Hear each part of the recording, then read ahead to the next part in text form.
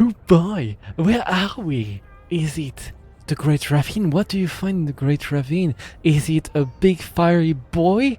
Yes, it's the big fiery boy. It's the Zorah Magdaros. I think one of my favorite fights because of how great of a spectacle it is.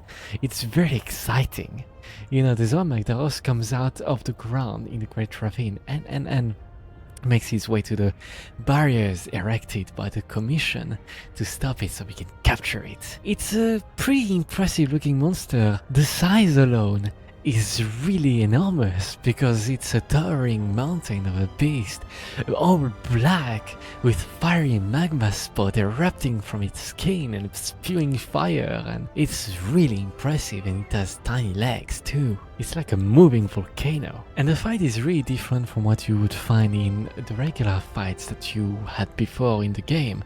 This one is a siege. It's going to be impressive. Not so much you on one, no, you have the whole commission. Do you see how many hunters are helping you during this quest? They're all loading cannonballs or going on ballistas and shooting at the monsters and being efficient. That's awesome. I think the spectacle, the urgency, the feeling of community, you have this common goal with everyone and you're going to see it through. I love it so much. And I think that first phase of the fight is actually my favorite. Loading cannons, using the ballistas to shoot all spots that have been opened through heavy cannon fire. It's really awesome. And you can see the NPCs loading the cannons for you. And what you can do is go to them and like unleash the volley of cannonballs on the monsters, this big black face. It does work. It does work. The monster does flinch. It breaks some parts of its body, and notably the big belly here. And once you have the big belly like freed, you can shoot it with ballistas. And that's pretty cool, I think. The Zorah Magdaros, it's kind of like a big passive monster in a way. It kind of like just wanders to his objective, but you're kind of a fly, an annoying fly to him.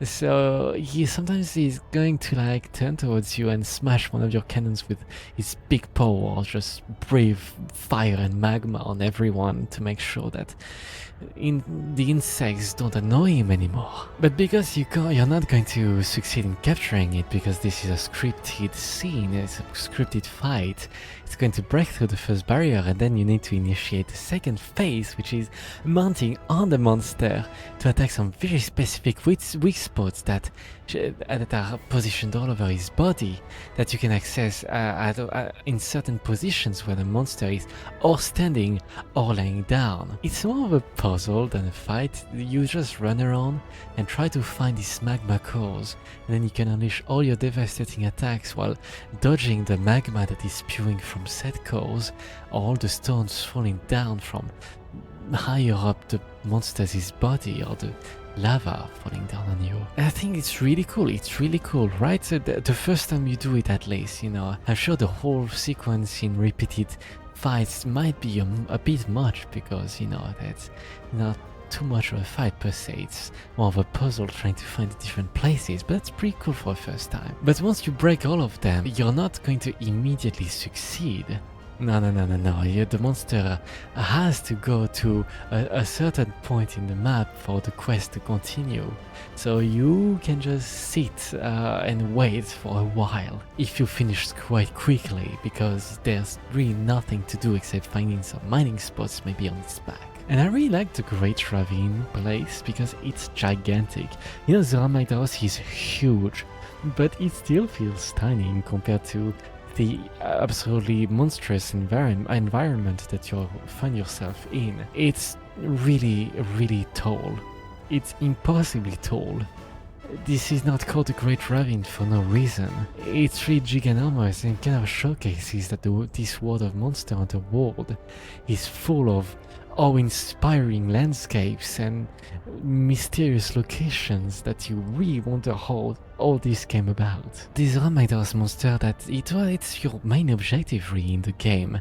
You saw it the first time you launched the game. You went on it actually. You were on the Zorah Magdaros for your tutorial. All through this game so far, you have been finding the tracks to try to find it, because it's really important for you to find the Zorah Magdaros to understand the Elder Crossing. And then you reach that point, the confrontation with the monster. It's a really cool narrative. Oh, and there's like the huntsman that arrives at the end to like deal with Nergigante.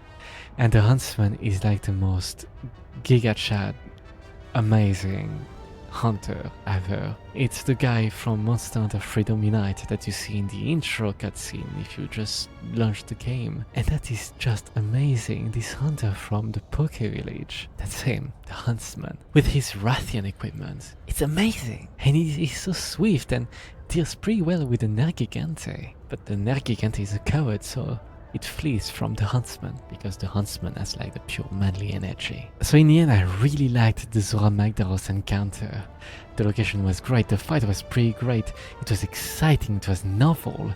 I understand that repeat quests could probably feel a bit slow because it is scripted, but as a spectacle, you know, just going through the story and enjoying it, it's amazing. I really did like it.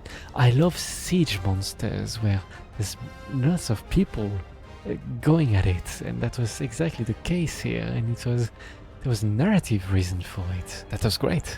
So what do you think about Zorah Magdaros during your playthrough? Do you enjoy the monster? Do you enjoy how different fighting it is compared to regular smaller monster hunts? Tell me all your thoughts about Zorah Magdaros in the comments below, of course, and I'll see you guys in the next video. Thanks for watching, and I'll see you later. Watch all my other stuff because I want to be rich and famous. Cheers!